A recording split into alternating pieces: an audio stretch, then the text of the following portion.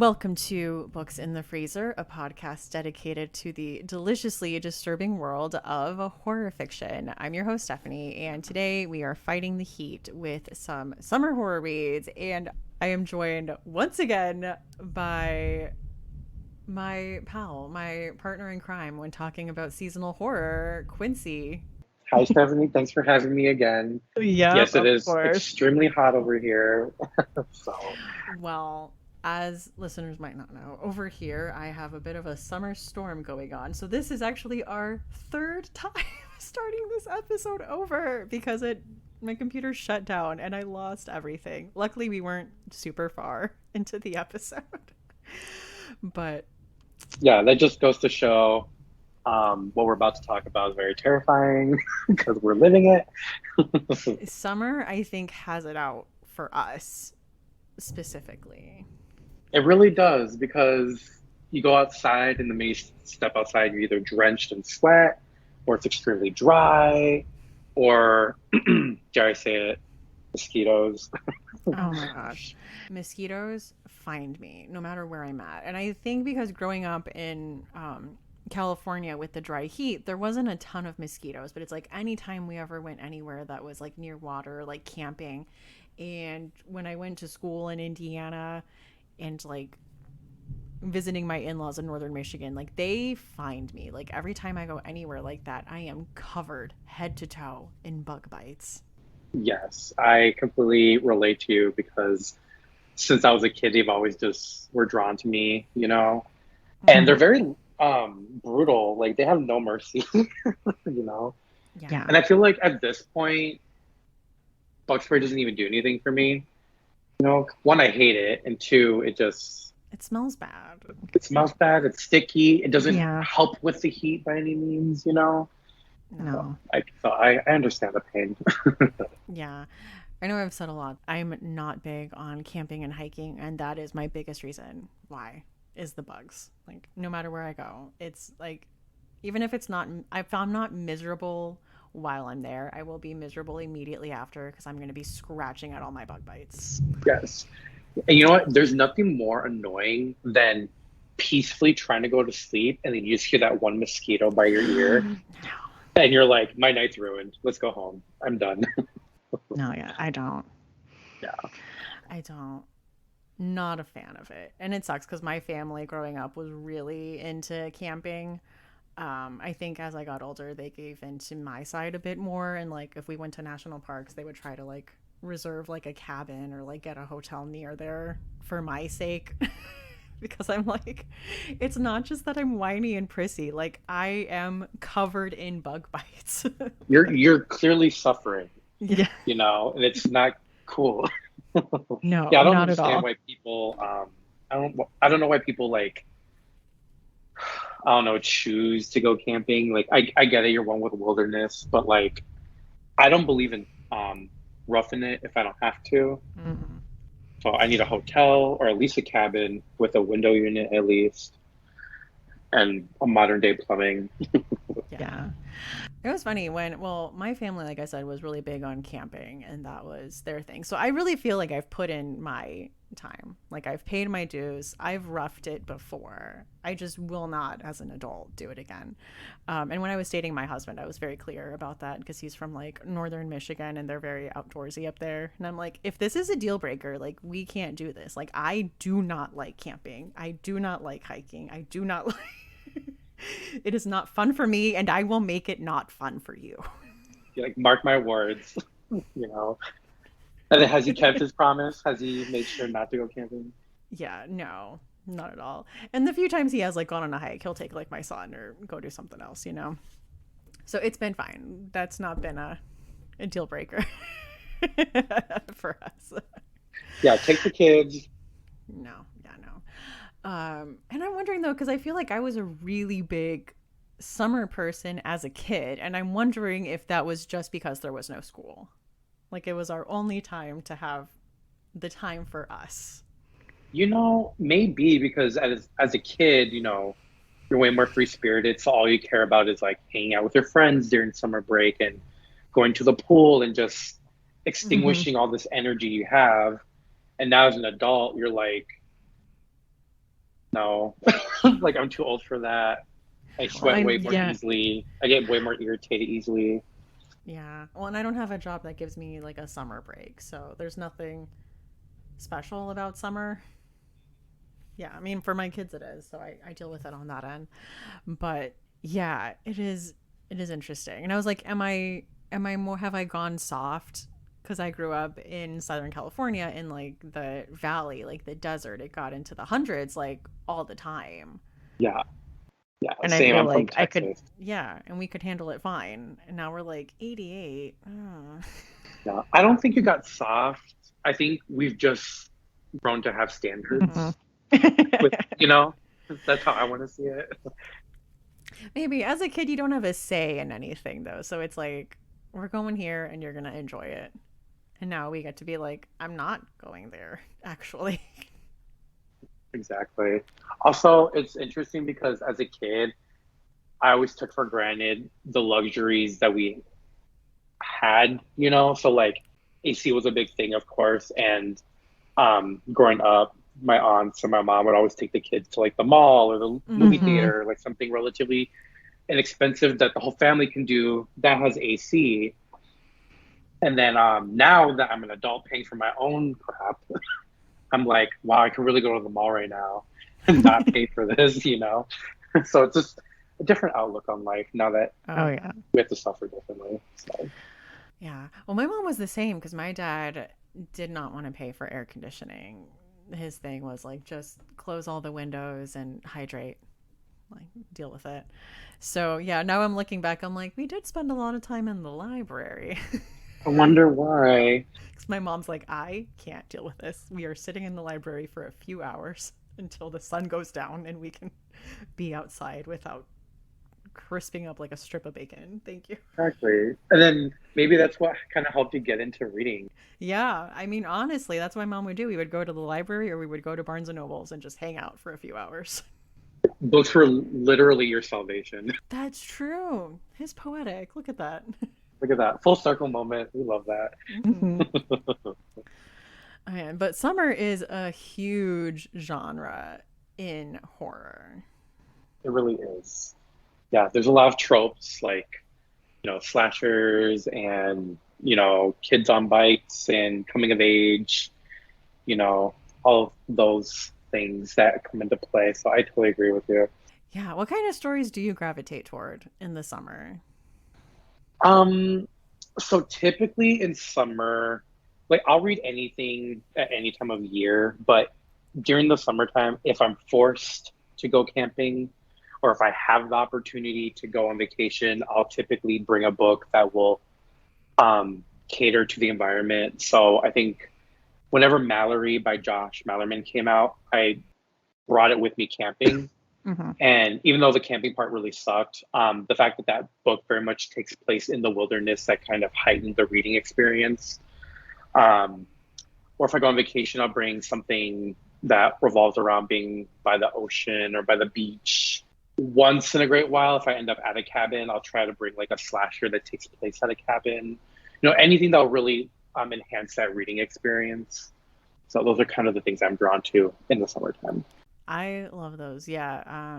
There's the big like coming of age subgenre, like the kids on bikes, the like it and Stand by Me types of stories.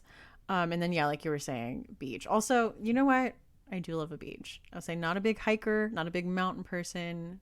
Take me to a beach any day. And I won't just sit there like on the sand. Like I will go into the ocean. Like I like swimming. I like Yeah, same. Like I think 2 years ago I went to Florida and we ended up at a beach and it was fantastic. I mean, I'll go in the water and then hmm. back on the beach, but that's essentially it, you know, with a drink in my hand. Yeah. I had a friend try to teach me to surf once, and I just do not have the balance to even attempt it. Like, we couldn't get past the first step. He's like, okay, now we're going to try to stand up on the board. And it's like, you know what? We're just going to body surf. It's fine. Yeah, yeah, we're gonna lay on the board. How Yep. about Just lay that? on the board and ride the wave in. Thank you. Yeah, it's We're done. essentially the same thing. Still fun. Still very fun. Yeah, you're on the surfboard, so it's surfing. Yeah, sure. Um, But yeah, I love a good water centric story or anything that is about vacation, and that is kind of where the hiking, camping stories come in, but also like staying at a resort, staying at a hotel, as came on the previous episode. And then I think kind of slashers in general, like, yeah, there is the odd, like, spooky October slasher or like, winter slasher. But I would say when people think of slasher, they usually associate it with summer and Yes, heat. summer camping, heat. Hmm. Um, yeah, typically a lot of youth is involved, Hmm. teenagers and stuff, which Summer jobs. summer jobs, yes, very much so. So, So do you know that serial killers are more active in the summer and like there's more break-ins in the summer? I don't blame them because on top of the heat that's so cruel to us, why not add some violence into the mix?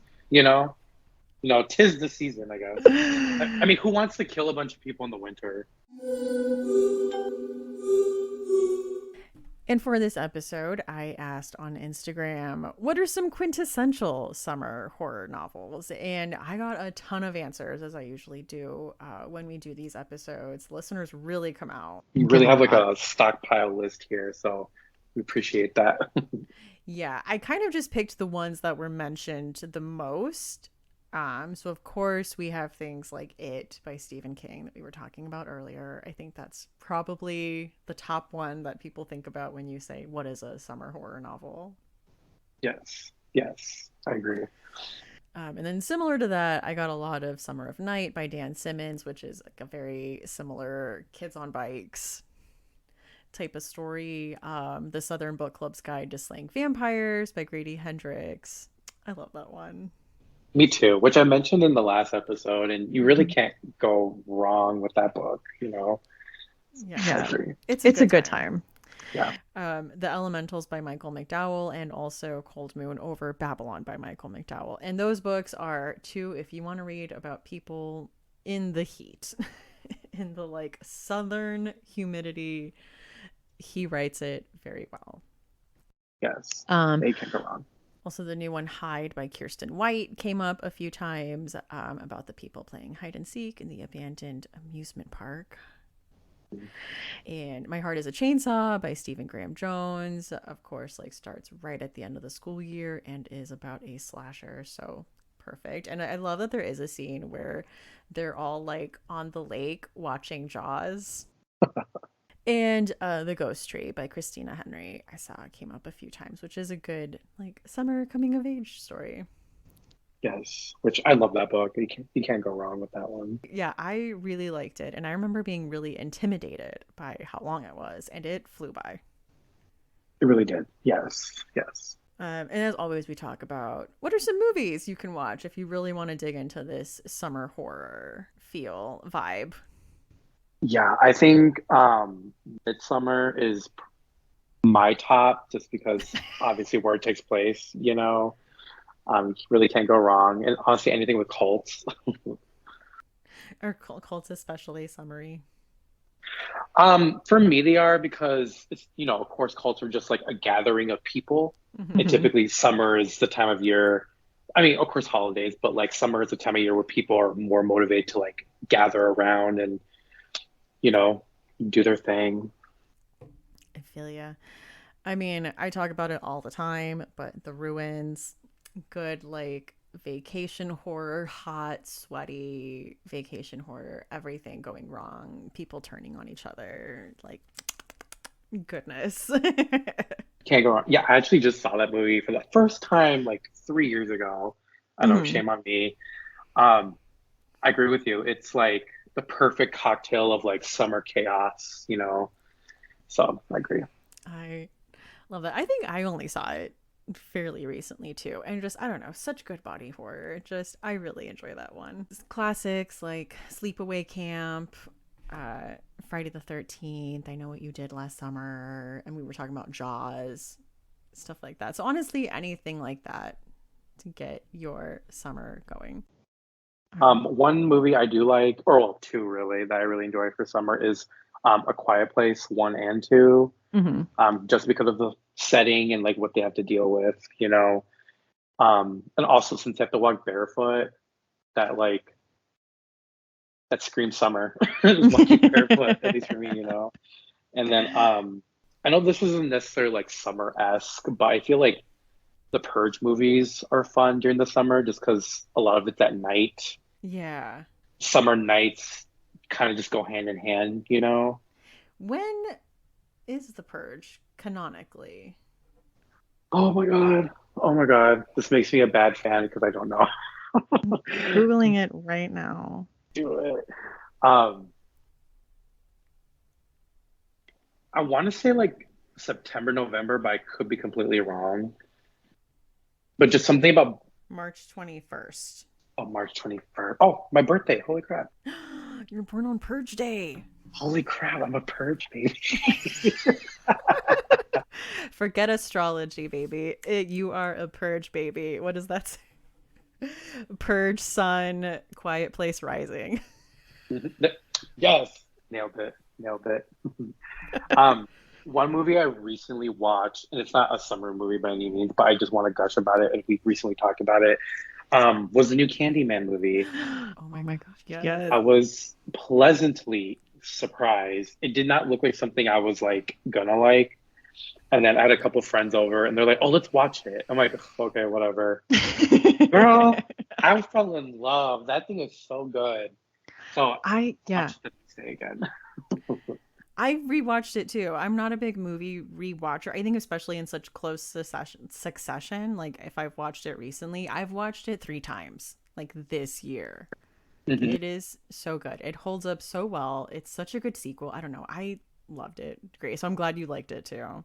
Yeah, and I was actually I think I took your recommendation for it. That's why I watched. I was like, "Well, Stephanie likes it. I'll watch it." And, Glad to know you didn't hate it.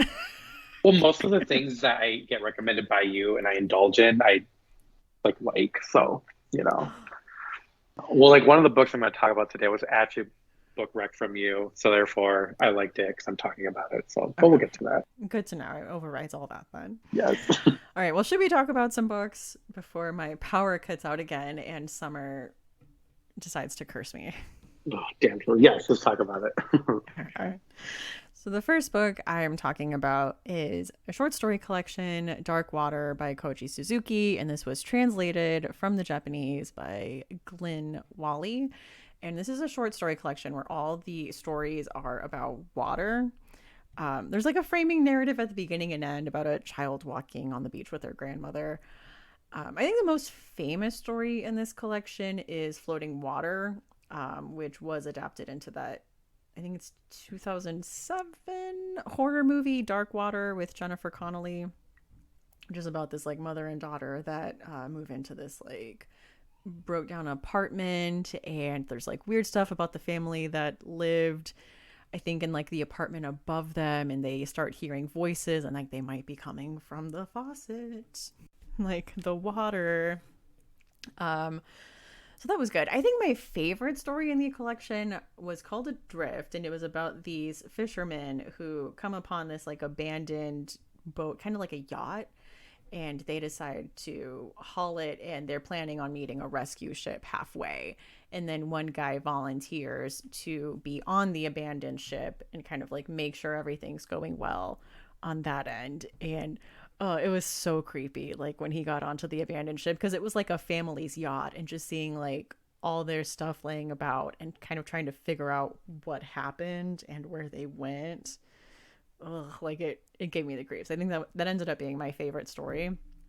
There's also a story about a man that's trapped on a yacht with a couple who's trying to like recruit him to an MLM, which on itself is a horror story. Like you can't go anywhere and you're just stuck on these people who want to get you in their downline. But then it goes further and there's like a supernatural, like spooky thing on top of that. Uh, so that was fun. I would say it's a mixed bag, as most short story collections are. Like some work better than others, but I think consistently it delivered. The horror in this is a little more on the quiet side, and so I would say it's a bit more room temperature. Oh, I posted about this. I don't know if people remember, but I picked this up at Barnes and Noble, and the one of the blurbs on the back was really mean and sassy towards Stephen King for like no reason at all. Please remember this day very clearly because I saw that and I kind of giggled. about it. It is. It's so sassy. So it's Suzuki is called the Stephen King of his country, but that's not really accurate. Stephen King isn't nearly as adept at creating complex characters, explaining scientific principles, or writing the kind of dialogue that might actually be spoken by humans. Oh my God. That's almost equivalent to like a backhanded apology, but like in a diss way, you know? But I'm just like, who picked that? That's obviously cherry picked from like, a larger review. Who picked that sentence and was like, this is the sentence that needs to go on the back of this book? Just throwing all this shade. But other than that, I'll say it was like something I didn't notice, obviously, until I brought it home and was looking at it. But yeah, I enjoyed it. That is Dark Water by Koji Suzuki. Sweet. So like this book can be very much enjoyed like on a cruise if you're out there. And Oh, yeah. yeah, so my Sorry. first pick is Alice by Christina Henry. This is actually the book that I believe you recommended it on an episode a long time ago, I think. But yeah, I picked this up recently, and this is definitely a darker take on, of course, Alice in Wonderland. We follow our main protagonist, of course, who is Alice. She wakes up in essentially what is an asylum, and it turns out that she's been there for 10 years and she's not entirely sure why she's there. Um, but one evening, a fire erupts and she takes that opportunity to escape, but something escapes with her. Alice embarks on an adventure trying to figure out what has happened to her and why, meanwhile, trying to figure out and find this thing that has escaped with her. But along the way, she meets some of our favorite Alice in Wonderland characters. But pretty soon, you find out that these aren't the happy, eccentric characters that we love. They're a lot more sinister. This book, well, I'm just going to say it, trigger warnings for rape, gore, substance abuse, etc. Um, what I liked about this book is that it still kept a lot of that like whimsically element that we are used to with Alice in Wonderland. But then, of course, you have a lot of like the darker elements that she has to face. So I highly recommend just looking up those trigger warnings before you read it. But I really enjoyed this book. The reason why I picked it for a summer read is because a lot of stories when it comes to summer reading is like the character embarking on like almost on an adventure or like a quest, if you will. And that this is something that she definitely does in the book. But it's also very fast paced. It's very easy to get into. So I think another thing that makes a summer book good is the fact that you could get into it very easily and relatively fast paced. So yeah, I really liked it. I don't consider it freezer worthy by any means. Definitely on the room temp side, depending on who you are, of course. But yeah, so that is Alice by Christina Henry.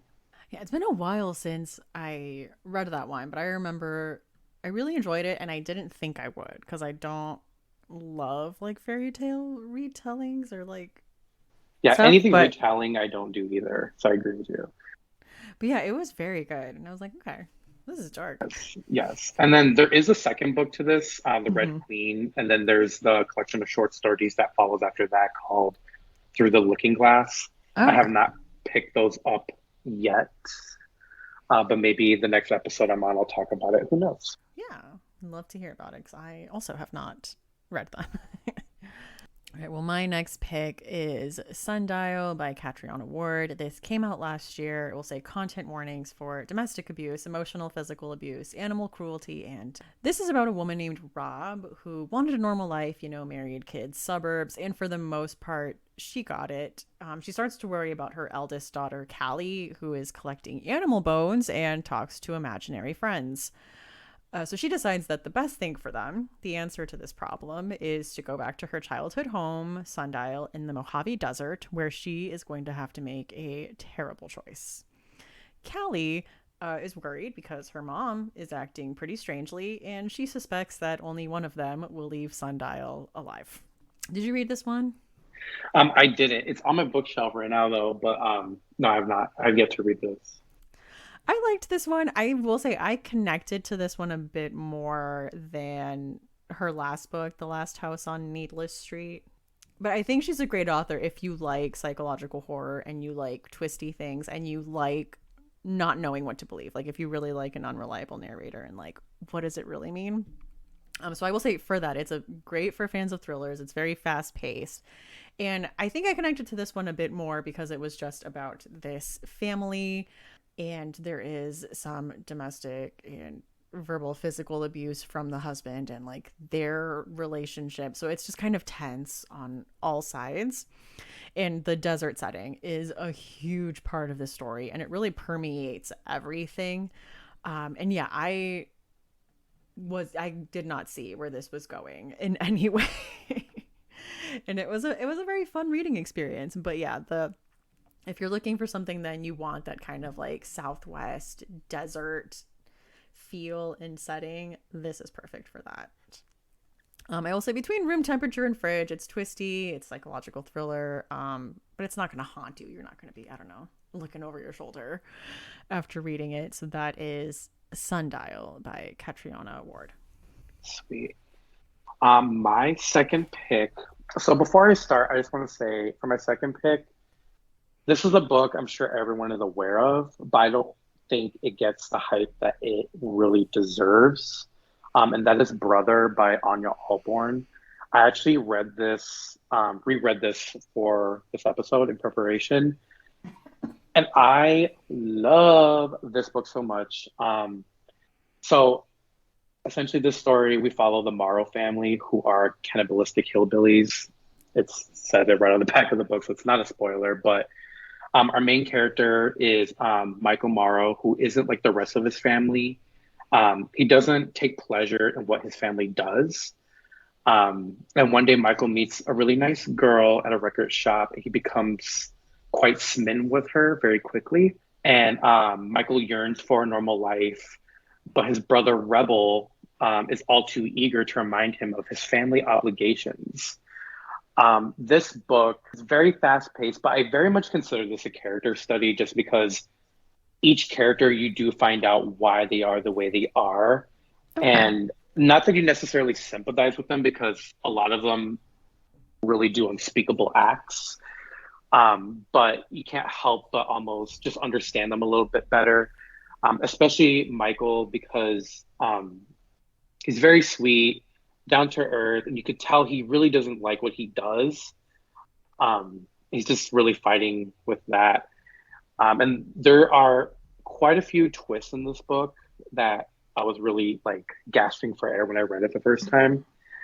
And of course, as tradition, I'm going to recommend or I'm going to mention that my mom read this with me. We Love always it. buddy read everything. And she very much felt the same way. We love morally gray characters, but we love the depths that Anya really goes with everyone in this book. The reason why I'm going to pick this for a summer read is because there are plenty of times where she mentions how hot it is, how the sweat just descends on someone's face, or even like the first sentence of the book that I can quickly read really sets the tone. Michael twisted in his bed, the threadbare blankets he used all his life tangled around his legs. A girl was screaming bloody murder outside.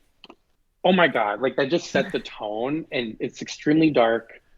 I am going to say trigger warnings for some body horror, bullying, abuse, and of course, death. I am going to say my first read of this, I put it in the fridge. Second read, definitely room temp just because I knew everything that was happening. But you can't help but love these characters and their backstories. So, yeah, that is Brother by Anya Allborn. Ooh. Believe it or not, I still haven't read that one, even though everyone has been raving about it for years. It is like one of those books that it's like, I'll read it. Trust, I think to really fall in love with a book, sometimes you just have to pick it up when you're meant to pick it up, even if it's Yeah, been released for years and years after the fact. So I you won't do. be disappointed. Good to know. Speaking of cannibalism, that might segue into my final pick, which is Eat the Rich by Sarah Gailey. And this is a comic series, graphic novel, and it was illustrated by Pius Bach, Roman Titov, and Cardinal Ray. When the rich and powerful are literal cannibals, how can regular people avoid being on the menu? I'm going to read the synopsis. So, welcome to Crestfall Bluffs. With law school and her whole life ahead of her, Joey plans to spend the summer with her boyfriend Astor at his seemingly perfect family home. But beneath all the affluent perfection lies a dark, deadly rot, something all the locals live in quiet fear of. As summer lingers, Joey uncovers the macabre history of Crestfall Bluffs and the ruthlessness and secrecy lying in wait behind the idyllic lives of the 1%. Who can Joey save? Who wants to be saved? And can she even survive to tell the tale? So, yes, this is about a woman who is spending the summer with her boyfriend's rich family in the small town where he grew up, where they are like insanely wealthy. As has kind of been mentioned, there is a cannibalism angle to this, and that is that uh, the rich in this world, like all the 1%, essentially feed off the working class. I don't know if you got that this was a metaphor for capitalism. Yes, I did. Also, that uh, synopsis is really selling it to me. Like the choice of wording in that is yeah, chef's it's kiss. it's very well written, and I think it's interesting to think about as it gets through and you're reading the story and it's kind of explaining like the deal and the trade-offs that people make, because I think a lot of this is people choosing this, kind of knowing that that's how they're gonna end up, and the circumstances that push them to basically sacrifice themselves at the altar of like keeping rich people comfortable. But it was just like such an interesting story, and one that I picked up really randomly, like while I was going through Hoopla. So yeah, if you have Hoopla, this is available, all five not editions, all five installments of it are available for free on Hoopla if your library has that digitally. This came out this year, and I don't know, I really liked it. I really connected to it. I liked the art. I liked there's obvious gore. I mean, as you can tell from the synopsis and the type of story that we are dealing with. But I thought it was an interesting way to go about this. So, and it's a fun, perfect summer read. So that is Eat the Rich by Sarah Gately. Sweet. Um, so my final pick is Black Tide by Casey Jones. I'm just gonna read the synopsis. It was just another day at the beach when the world ended. Mike and Beth were strangers before the night of the meteor shower. Chance made them neighbors. A bottle of champagne brought them together. And the shared need for human connection sparked something more. Following their drunken and desperate one night stand, the two discover a astronomical event has left widespread destruction in its wake. But the cosmic light show was only part of something much bigger and far more terrifying.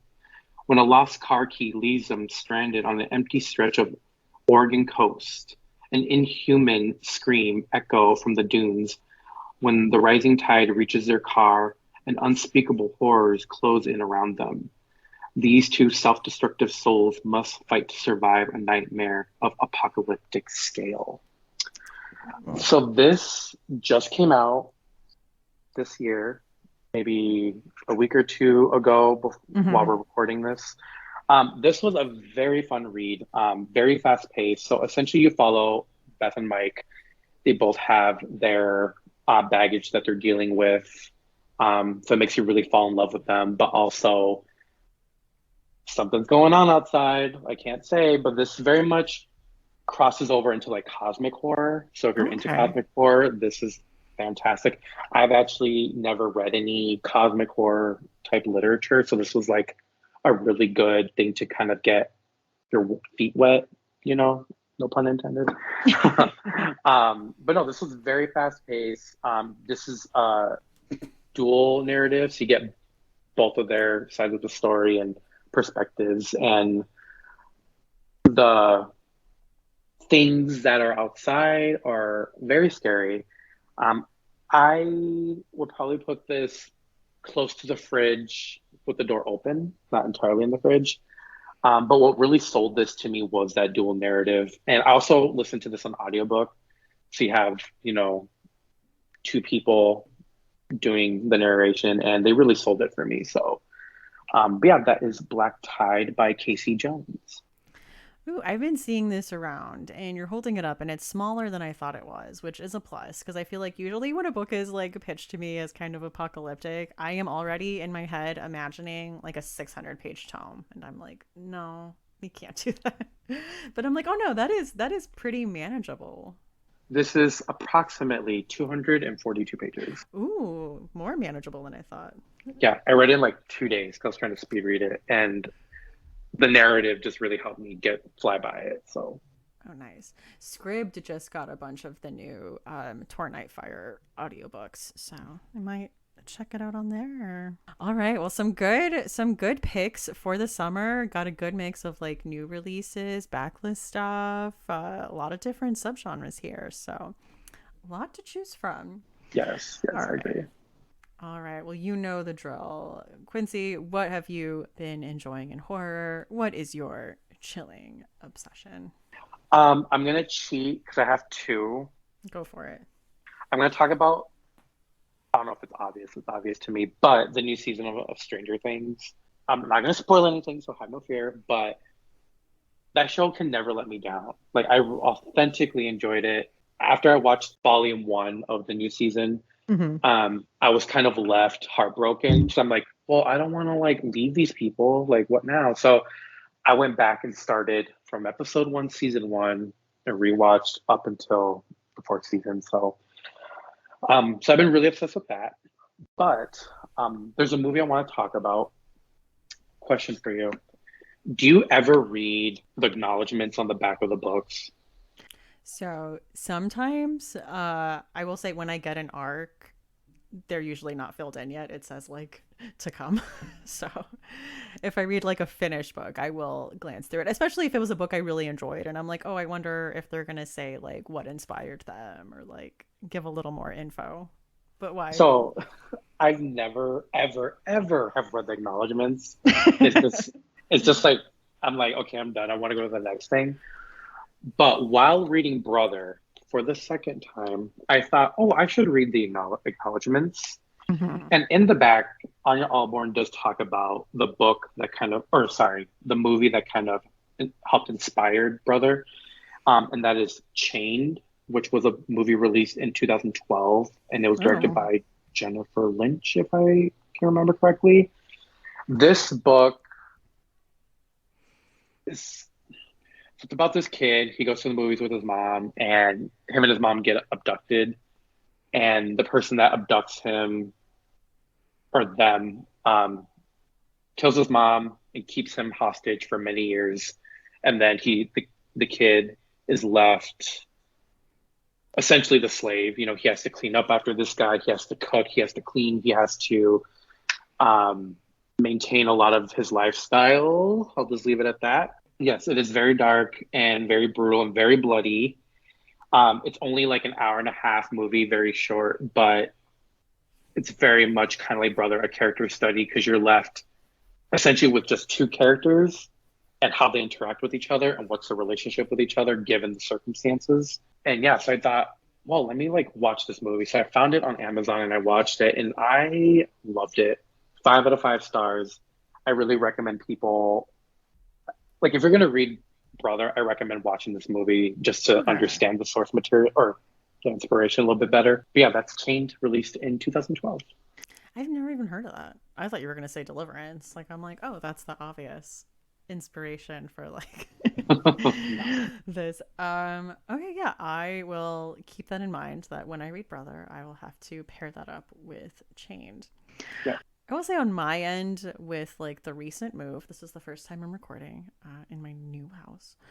I've been kind of just doing a lot of like rewatches of old like comfort movies. So I haven't really delved into too much new stuff, and I don't know if I've talked about Evil on Paramount Plus. But it was a very interesting show. I will say season two, I think, much better than season one. I really feel like they kind of figured out the tone that they were going for and like kind of got their thing more put together. But essentially, it's this psychologist who gets recruited to work with this paranormal type group that works for the Catholic Church to investigate like kind of like X-Files, like weird things, and they kind of see like if people need an exorcism. Like one of the people is studying to be a priest, and one of them is a skeptic kind of, he says he's like a handyman, but essentially, he goes around and kind of tries to find like the tangible, rational explanation for what is going on. Like he's very techie. So like if there's a weird things going on, like he does that. Or like, if people are like, oh, I don't know, like it always gets cold in this room, he's pretty handy at like looking through and seeing like, all right, well, do you have like an HVAC issue? And so it's very interesting because like each episode is kind of like these little vignettes, like little cases that they do. They have like evil children and zombies and like crazy stuff. And as it goes on, it kind of does become this like satanic conspiracy that they're all in the middle of. So this is good if you like X-Files and you like kind of people investigating these kind of seemingly like one-off cases, but there's also kind of like a more sinister, larger conspiracy going on in the background. And you kind of like the back and forth with like the skeptic versus the believer type of thing. So that's been really fun. I think season 3 is coming out end of this month, early next month, on Paramount Plus. So that is Evil on Paramount Plus. Actually, I think it's like CBS or something, but that's how I watched it. Yeah, that sounds right up my alley, so I'm gonna check that out. Love that. And then our final tradition, Quincy, what is your final girl song? Yes. So I was really thinking about this one, and I feel like a Final Girl song can be like really anything, but I feel from my personal taste, a Final Girl song is with a strong female vocalist behind it. Oh, yeah. And my pick is Haunted by Evanescence. We love Amy Lee and her vocals, and I feel she just pairs with that vibe very well. And this song specifically just very much caters to the horror aesthetic, from a female's point of view, I feel. So I really love that song, and I think that will be a really good choice for Final Girl song. So yeah, Haunted by Evanescence. Ooh, I don't know that I know this one. Mm-hmm. It's okay.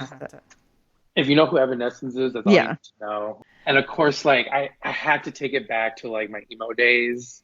I always go back to that. Yeah, like a we channel that here. We really do, and I'm like, oh, this is going to be my pick for this episode. So yeah. Nice. I was going more for like the summer thing, and I'm like, what is a good summer album? You know what? It's the Olivia Rodrigo album.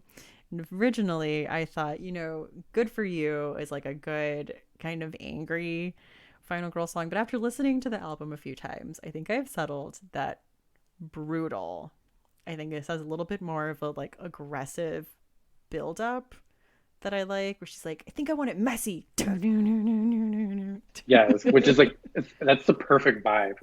Yes. So I was like, this is the Final Girl song from this album. So that is my pick. It is Brutal by Olivia Rodrigo.